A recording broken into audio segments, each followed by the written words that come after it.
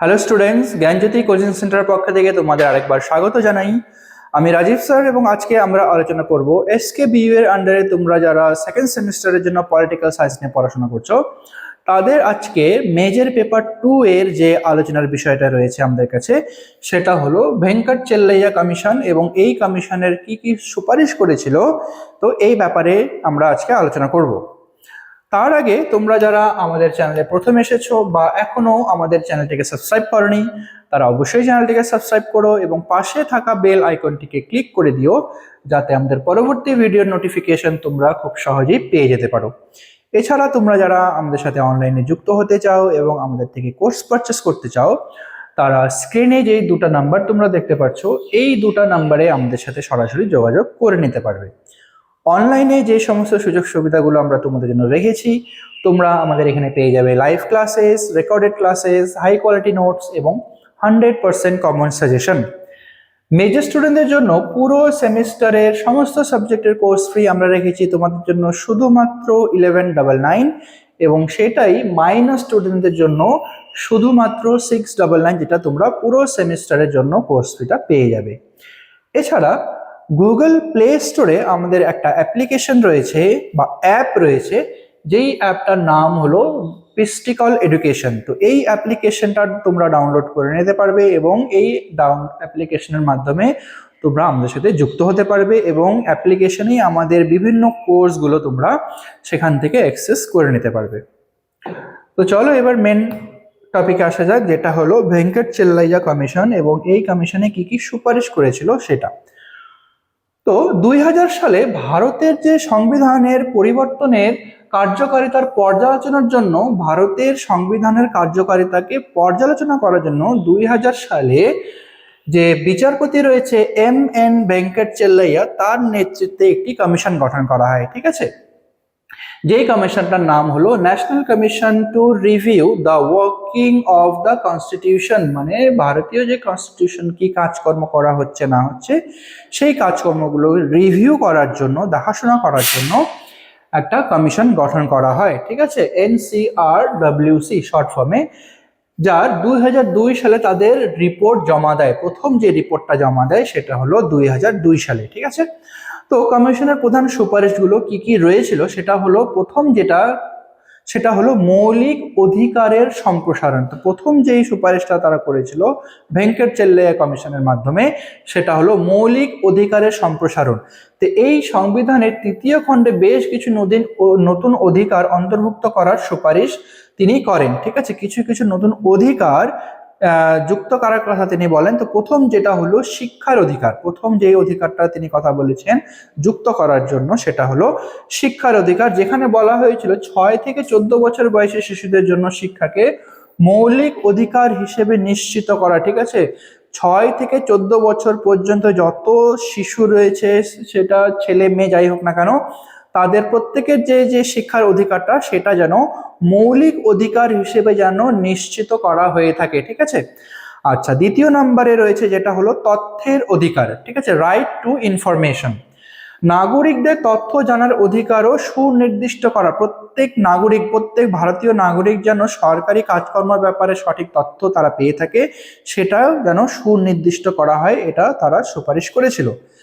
তৃতীয় নম্বরে বলা হয়েছিল কি ব্যক্তিগত গোপনীয়তা রক্ষা। ঠিক আছে, তো ব্যক্তিগত গোপনীয়তার মধ্যে কি হয় যে রাইট টু প্রাইভেসি, এটাও হলো মৌলিক অধিকারের মর্যাদা দেওয়া উচিত। ঠিক আছে, যে কোনো ব্যক্তির গোপনীয়তা যে কোনো ধরনের কাজকর্মই হোক না কেন সেটা তার মধ্যেই থাকা উচিত, যেটা যেন সরকার যেন গোপন রাখে। ঠিক আছে, তো এই জিনিসটা, এই ব্যাপারটাকেও সেটা মৌলিক অধিকারের মধ্যে যুক্ত করার কথা সরকারিয়া কমিশনে ভেঙ্কট চেল্লাইয়া কমিশনে কিন্তু বলা হয়েছে।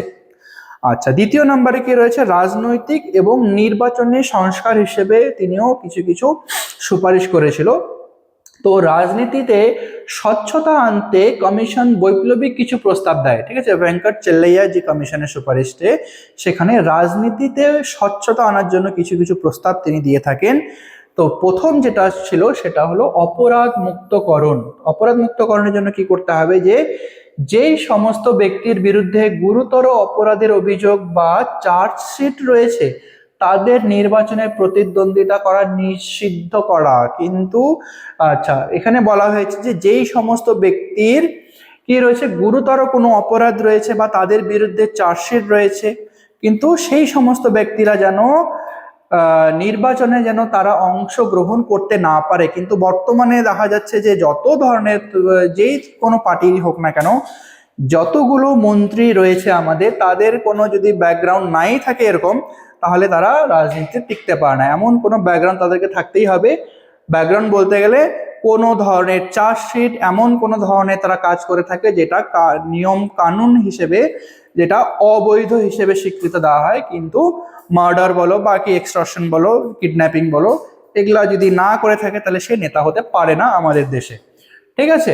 কিন্তু এই কমিশনে বলা হয়েছিল কি, এই ধরনের যে কোনো ব্যক্তি যদি নির্বাচনে যদি প্রতিদ্বন্দ্বিতা নিতে চায় তাহলে কিন্তু তারা নিতে পারবে না। আচ্ছা, দ্বিতীয় নম্বরে কি বলা হয়েছে, দল ত্যাগ বিরোধী আইন। যেমন কি দলত্যাগীদের জন্য কঠোর শাস্তির বিধান রাখা, যাতে ব্যক্তিগত স্বার্থে দল পরিবর্তন করতে না পারে। এখনকার দিনে আমরা দেখতে পাচ্ছি যে নেতাগুলো কি করে, তাদের নিজের স্বার্থে এক দলে যদি তাদের কোনো কাজকর্ম ঠিক মতো না হয়, তাহলে সেই দল পরিবর্তন করে তারা পরবর্তী দলে যোগদান করে থাকে, যেটা বর্তমানে খুব বেশি দেখা যাচ্ছে।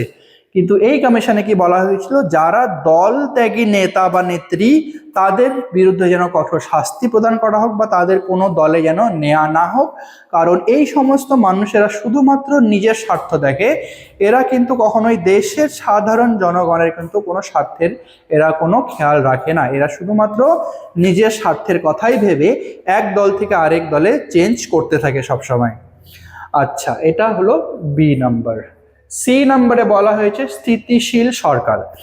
লোকসভায় অনাস্থা প্রস্তাবের পরিবর্তে গঠনমূলক অনাস্থা প্রস্তাব যে যদি আনা হয়, এবং যেখানে বিপ্লব সরকারের গঠনের প্রস্তাব ছাড়া সরকারকে সরানো যাবে না।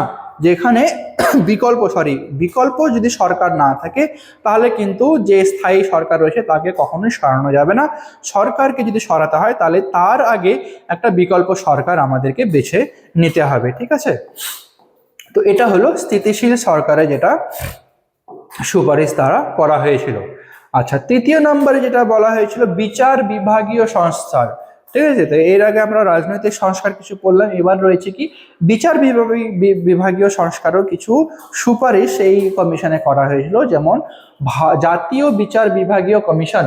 এখানে কি বলা হয়েছে, বিচারপতি নিয়োগের জন্য একটি স্বতন্ত্র এবং স্বচ্ছ কমিশন গঠনের সুপারিশ করা। যে কোনো বিচারপতি নিয়োগের ক্ষেত্রে, ঠিক আছে, যেই কমিশনটা গঠন করা হবে বিচারপতি নিয়োগের জন্য, যেই কমিশন গঠন করা হবে সেই কমিশন যেন স্বতন্ত্র থাকে, কোনো রাজনৈতিক দলের সঙ্গে যেন যুক্ত না থাকে। কিন্তু আমাদের দেশে যে বিচারপতিগুলো যাদেরকে এখন নিযুক্ত করা হয়, তাদের ম্যাক্সিমাম নাম্বার অফ বিচারপতি যুক্ত হয় তাদের যেই দল রাজ্যে বা কেন্দ্রে ক্ষমতায় থাকে, সেই ক্ষমতা দলের মাধ্যমে কিন্তু বিচারপতিদের নিযুক্ত করা হয়ে থাকে। আচ্ছা, বিচারের গতি। বিচার প্রক্রিয়ার দীর্ঘ সূত্রতা কমাতে সুপ্রিম কোর্টের আঞ্চলিক বেঞ্চ তৈরি এবং মামলা নিষ্পত্তি সময়সীমা নির্দিষ্ট করা। সুপ্রিম কোর্ট বলো বা হাইকোর্ট বলো, এখন বিচার বিভাগীয় যেই সমস্ত সংক্রান্ত বা মামলাগুলো দায়ের করা হয় সেটার অনেকটা সময় লেগে যায়। তো এই সময়টা যেন অতটা বেশি না লাগে এবং সেই বিচারগুলো যেন ঠিক নির্দিষ্ট সময়ের মধ্যে হয়ে থাকে, তো এই সম্পর্কেও কিন্তু তিনি সুপারিশ করেছিলেন। আচ্ছা, চতুর্থ নম্বরে কি অন্তরাজ্য এবং প্রশাসনিক সম্পর্ক ব্যাপারেও কিছু সুপারিশ এই কমিশনে করা হয়েছিল। যেমন রাজ্যপাল নিয়োগের ক্ষেত্রে তিনি বলেছেন কি, সরকারিয়া কমিশনের মতোই, সরকারিয়া কমিশনের ঠিক যেমনটা বলা হয়েছিল, এখানে ভেঙ্কটচেল্লাইয়াম কমিশনেও কিন্তু বলা হয়েছে কি, রাজ্যপাল নিয়োগের ক্ষেত্রে সংশ্লিষ্ট রাজ্যের মুখ্যমন্ত্রীর সাথে আলোচনা করা পরামর্শ দেয়া হয়। যেই রাষ্ট্রে রাজ্যপালকে নিয়োগ করা হবে সেই রাজ্যের মুখ্যমন্ত্রীর সঙ্গে আগে পরামর্শ গ্রহণ করতে হবে। ঠিক আছে? আচ্ছা, দ্বিতীয় নম্বরে কি বলা হয়েছে, বিকেন্দ্রীকরণ। পঞ্চায়েত এবং পৌরসভাগুলোকে আরো বেশি আর্থিক এবং প্রশাসনিক ক্ষমতা প্রদান করা, যাতে তৃণমূল স্তরে গণতন্ত্র মজবুত হয়। পঞ্চায়েত স্তরে বা পৌরসভাগুলোকে যেন আরো বেশি করে আর্থিক সাহায্য দেওয়া হয় এবং তাদের হাতে যেন ক্ষমতাটাও ধীরে ধীরে বৃদ্ধি করা হয়, যাতে তারা সেই স্তরে একদম তৃণ স্তর থেকে যেন বিকাশটা সঠিকভাবে তারা করতে পারে এবং সেখানকার যে গণতন্ত্র সেটাকে ধীরে ধীরে মজবুত করে তুলতে পারে। ঠিক আছে, এই সুপারিশ সেখানে করা হয়েছিল। আচ্ছা, তারপরে যেটা রয়েছে সেটা হলো সরকারি জবাবদিহিতা।